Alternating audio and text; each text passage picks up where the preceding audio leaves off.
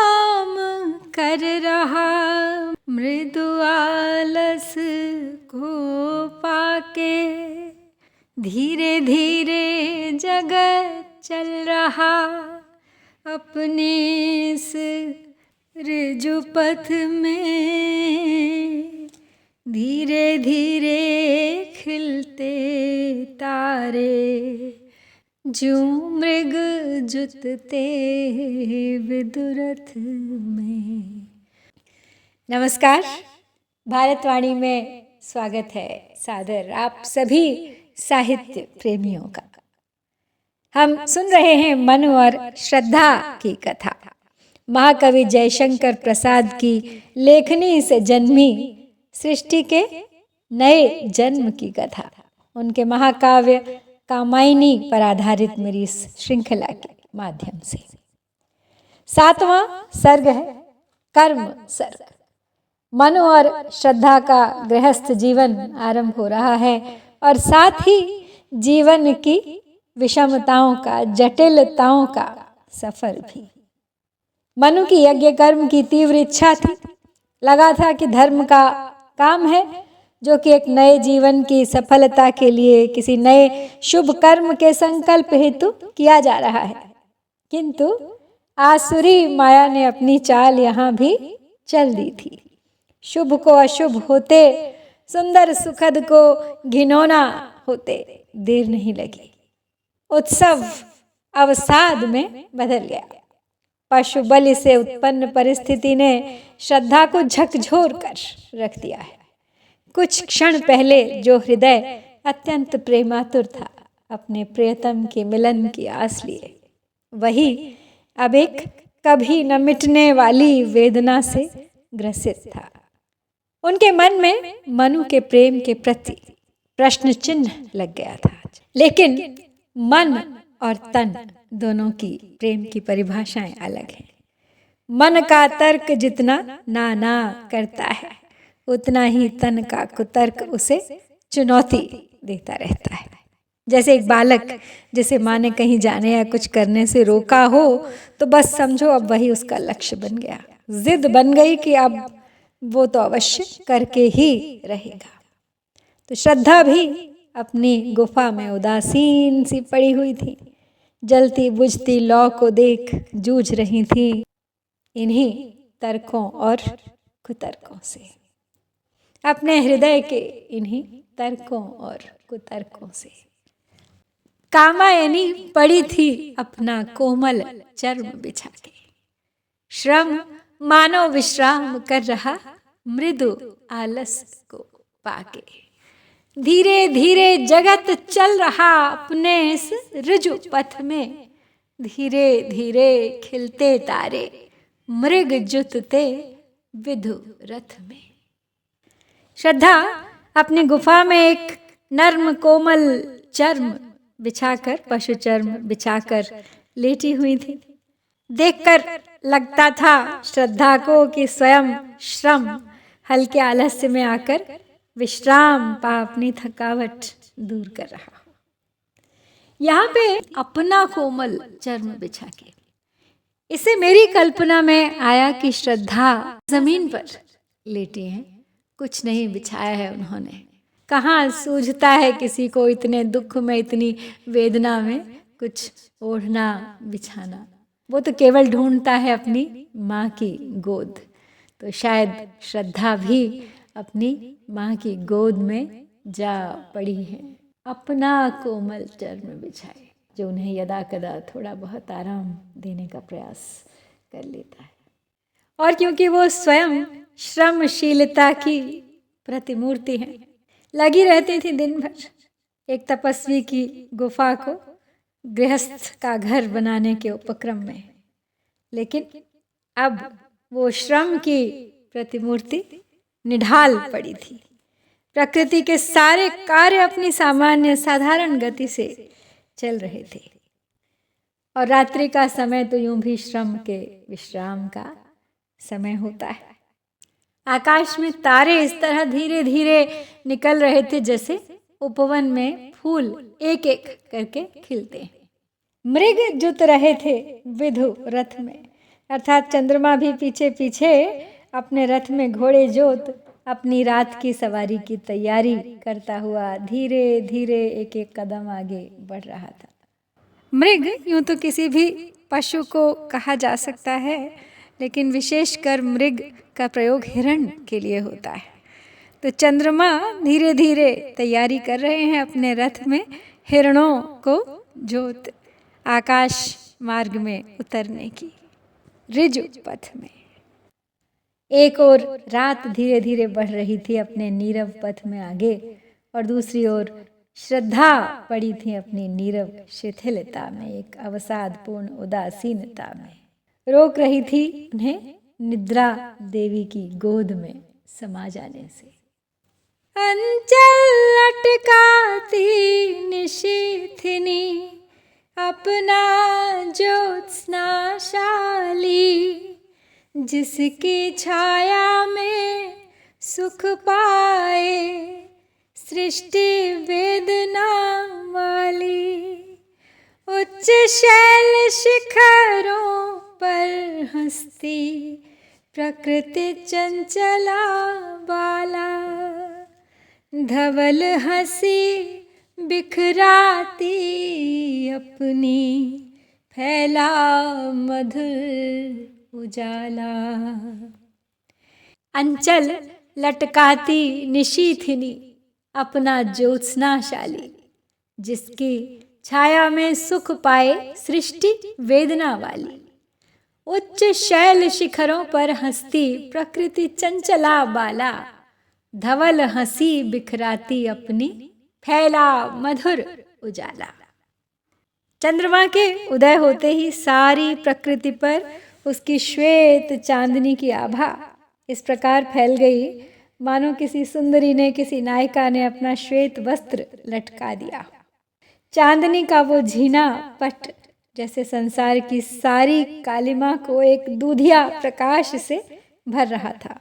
उसी प्रकार जैसे एक ममतामयी नारी के शुभ्र शीतल आंचल की छाया में कोई भी दुखी मन शांति प्राप्त कर फिर से प्रफुल्लित हो उठता है। ऊंचे ऊंचे शैल शिखरों पर, पर्वतों की समस्त ऊंची चोटियों पर चांदनी इस प्रकार फैल गई थी, जिसे देखकर लगता था मानो इन चोटियों पर बैठी हुई एक चंचल युवती हो। प्रकृति से चंचल भला कौन युवती हो सकती है इस सृष्टि में। कण कण में उसी की हंसी, उसी की तो मुस्कुराहट व्याप्त है। ये आनंदमय उजाला जो चारों ओर फैलता है वो कुछ और नहीं, उसी प्रकृति रूपी चंचला बाला की मधुर मुस्कान है, उसकी मनमोहक भीनी भीनी हंसी है। लेकिन श्रद्धा की गुफा में आज उस प्रकृति बाला की खिलखिलाहट नहीं पहुंच रही। उसके विपरीत एक दबा दबा सा रुदन और एक सुलगता हुआ सा आवेश भरा हुआ है।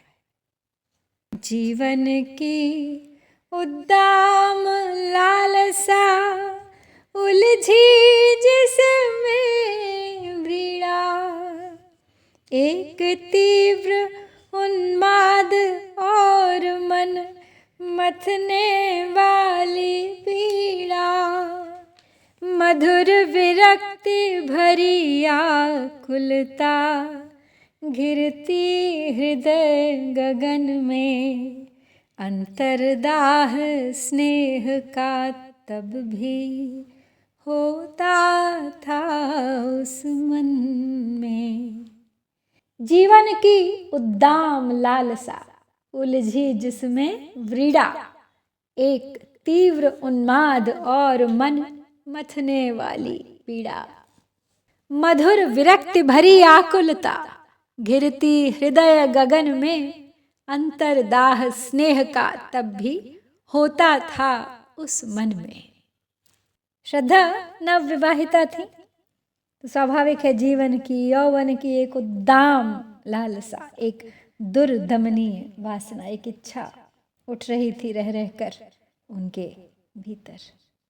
लेकिन मन उद्विग्न था मनु के उस कृत्य को लेकर, और इन दोनों भावनाओं का समागम कुछ ऐसा था कि एक अत्यंत तीव्र आवेग सा उठने लगा था श्रद्धा के हृदय में, प्रेम और प्रतिशोध का मिला जुला सा भाव। और उसी भाव की प्रतिक्रिया एक अलग ही रूप में व्यक्त हो रही थी उनके भीतर। जीवन की, यौवन की एक उद्दाम, एक दुर्दमनीय लालसा के रूप में, एक अदम्य वासना की लहर बनकर।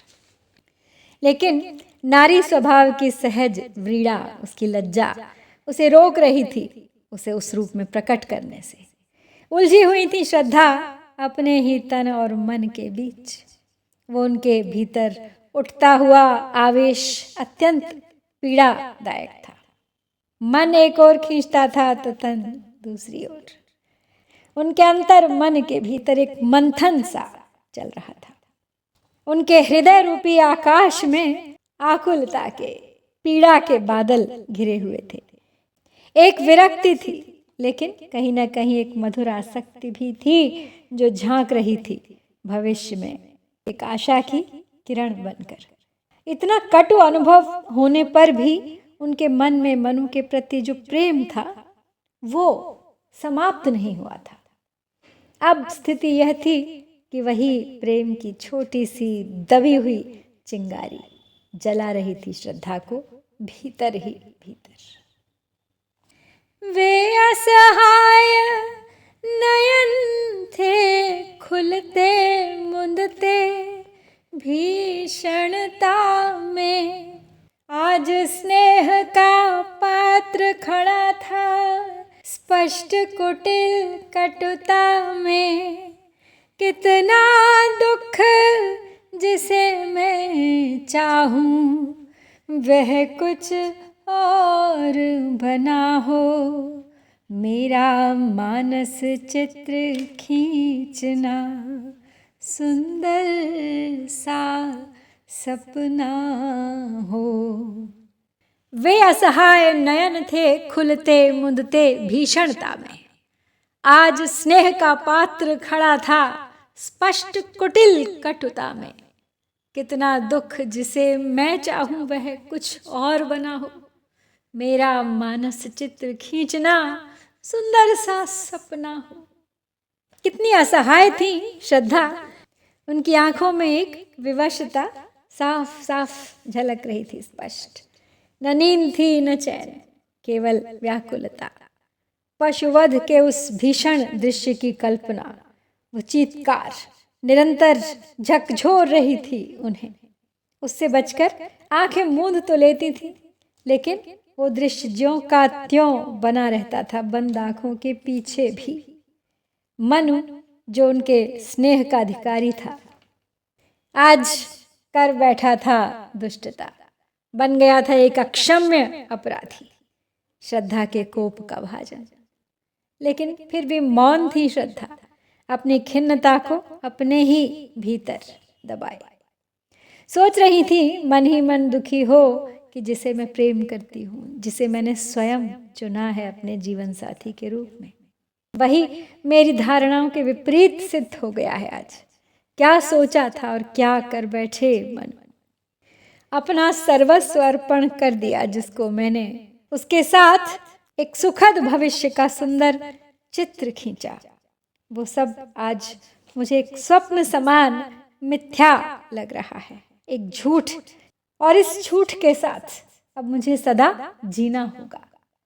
क्या कोई और विकल्प है इसका? क्या कोई बता सकता है इस व्यथा को दूर करने का उपाय?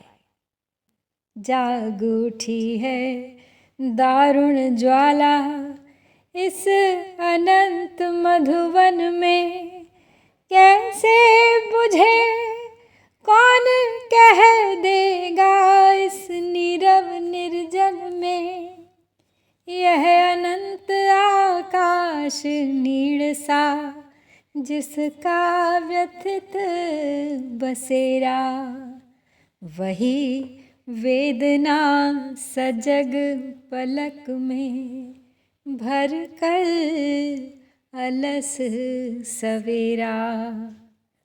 जाग उठी है दारुण ज्वाला इस अनंत मधुवन में, कैसे बुझे कौन कह देगा इस नीरव निर्जन में। यह अनंत आकाश नीड़ सा जिसका व्यथित बसेरा, वही वेदना सजग पलक में भरकर अलस सवेरा। श्रद्धा का उद्विग्न मन व्यथित है, व्यग्र है, विकल्पहीन है। वो मन मधुबन जो बसंत में विकसित विस्तृत वन सा खिल उठा था मनु को पाकर, लेकिन स्वयं जब माली ने ही आग लगा दी उस फलते फूलते उपवन को, तो श्रद्धा की सब मधुर कल्पनाएं जलकर राख हो गईं। मनु के उस हिंसा कर्म की दाहक ज्वाला बुझाई नहीं बुझ रही थी। जैसे एक नीरव निर्जन में अर्थात शून्य स्थान में लगी हुई आग बढ़ती ही जाती है, क्योंकि वहां उसे कोई बुझाने वाला नहीं होता। उसी प्रकार निरंतर बढ़ रही इस आग को, इस श्रद्धा की बेचैनी को शांत करने वाला उनके आसपास कोई नहीं है। वो अकेली ही जल रही थी उस वेदना में। कोई नहीं था वहां जो उसे बुझाता, जो उस व्यथा को दूर करता, जो उससे निकलने का कोई उपाय सुझाता। अपनी गुफा में बस लेटी लेटी दूर से अनंत आकाश को निहारती सोच रही थी कि यह आकाश भी तो भरा हुआ है मेरी ही तरह वेदना से। संसार भर की जो वेदना अंतरिक्ष में घोंसला बनाकर रहती है, वही वेदना आज अपना बसेरा छोड़कर मेरी पलकों में आकर बस गई है। और वो वेदना इतनी गहरी है, इतनी अधिक है कि नींद को स्थान ही नहीं दे रही है। नींद आए तो थकान मिटे, किंतु जहां निद्रा का नाम नहीं वहां कैसा सवेरा। सवेरा लेकर आता है जागृति, स्फूर्ति, लेकिन तभी जब रात्रि ने निद्रा को आश्रय दिया। मेरे तन मन में तो अब भी भरा हुआ है वही आलस्य, वही विश्रांति, वही हृदय की उद्विग्नता। कांप रहे हैं चरण पवन के विस्तृत नीरवता सी, धुली जा रही है दिश दिश की नभ में मलिन उदासी। अंतरतम की प्यास विकलता से लिपटी बढ़ती है, युग युग की असफलता का अवलंब लिए चढ़ती है। कांप रहे हैं चरण पवन के विस्तृत नीरवता सी, धुली जा रही है दिश दिश की नभ में मलिन उदासी। अंतरतम की प्यास विकलता से लिपटी बढ़ती है, युग युग की असफलता का अवलंबन ले चढ़ती है। श्रद्धा का मन तो वेदना से भरा हुआ है, इसलिए उन्हें सारा ही वातावरण वेदनाग्रस्त दिखाई देता है। मंद मंद गति से चलने वाला पवन लगता है मानो वो भी व्यथा के भार के कारण ही इसलिए धीरे धीरे चल रहा है, थरथराता हुआ। कांप रहे हैं उसके चरण। चारों दिशाओं में नीरवता का राज है। एक मौन अवसाद से घिरा हुआ है सारा संसार, और वहां पर फैला हुआ है एक मलिन अंधकार। ऐसा लगता है मानो शोक और अवसाद दुनिया भर का सारा यहीं आकर एकत्रित हो गया है।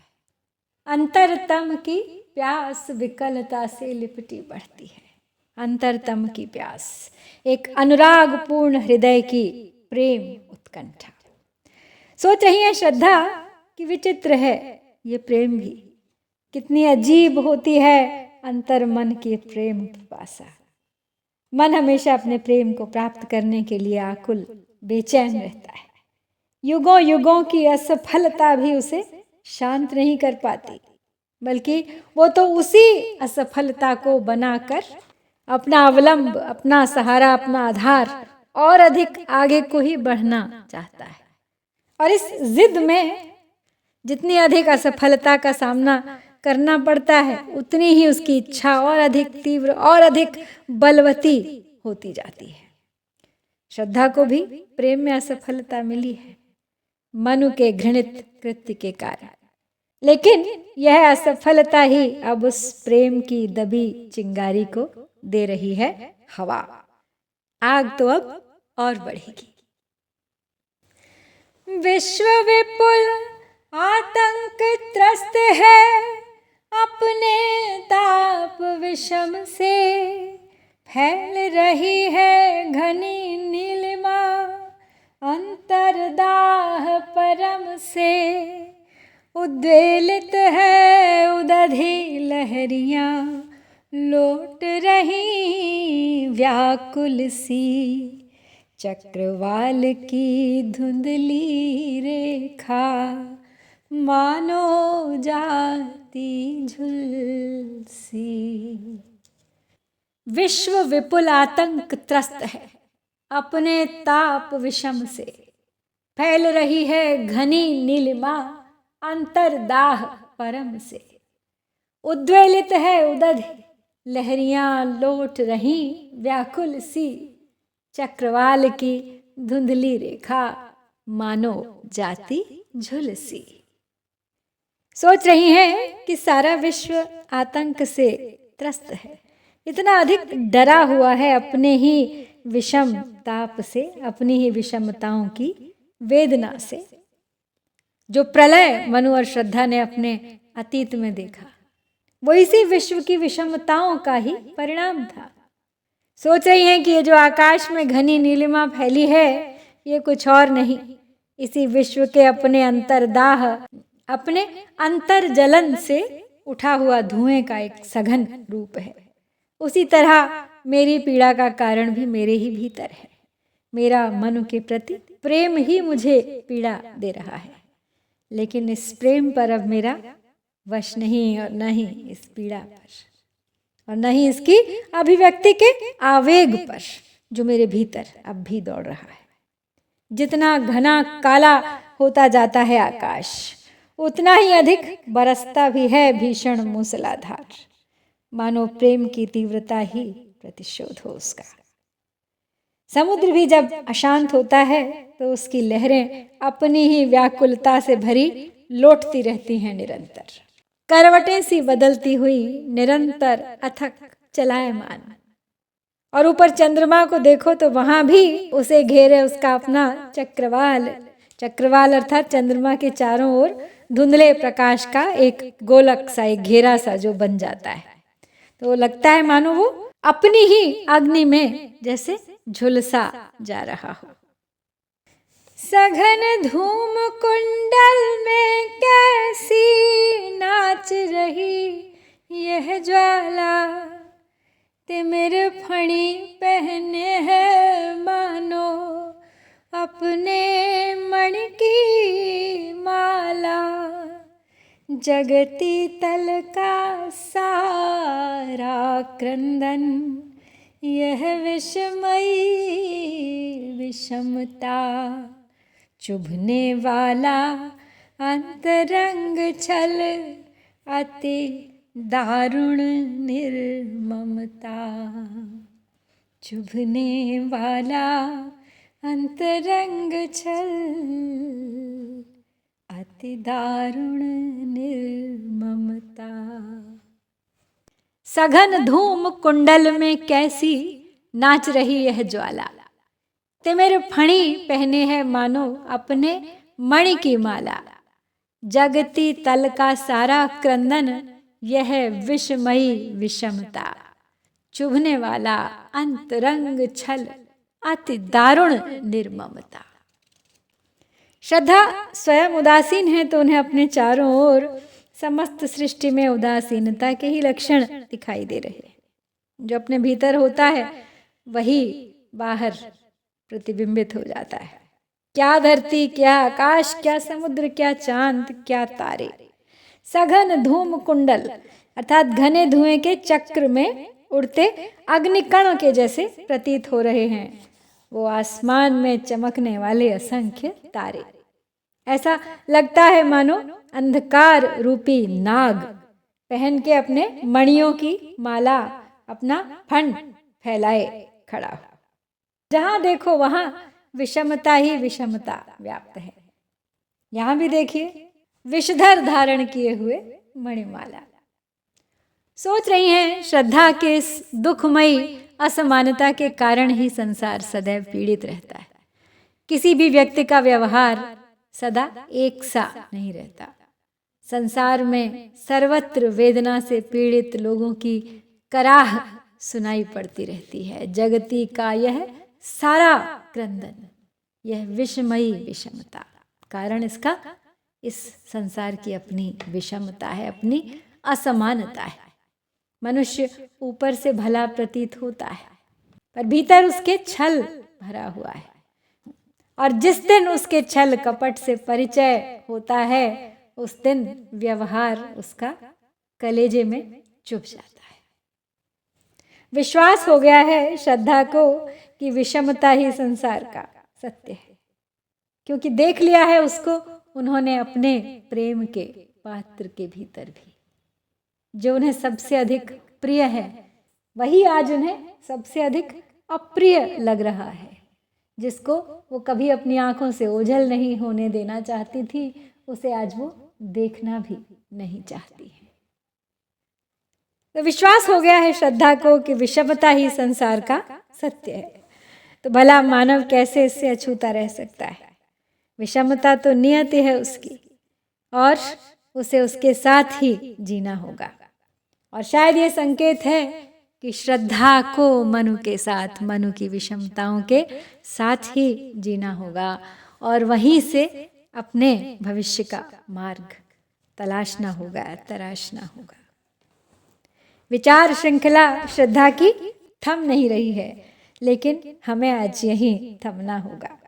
श्रद्धा को यहीं छोड़ते हैं उनकी गुफा में, उनके अंतर मन से उलझते, इस आशा से कि लेकर आएगा ये मंथन कोई निदान। शीघ्र लौटूंगी आगे की कथा के साथ, प्रतीक्षा कीजिएगा। लेकिन सदा की तरह चलते चलते दोहरा लेते हैं आज के पढ़े सभी पद।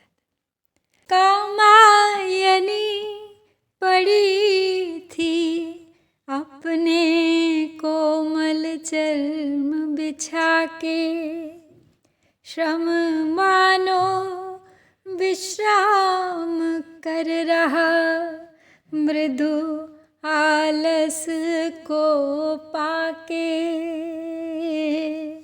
धीरे धीरे जगत चल रहा अपने इस ऋजुपथ में, धीरे धीरे खिलते तारे, मृग जुतते विद्युरथ में।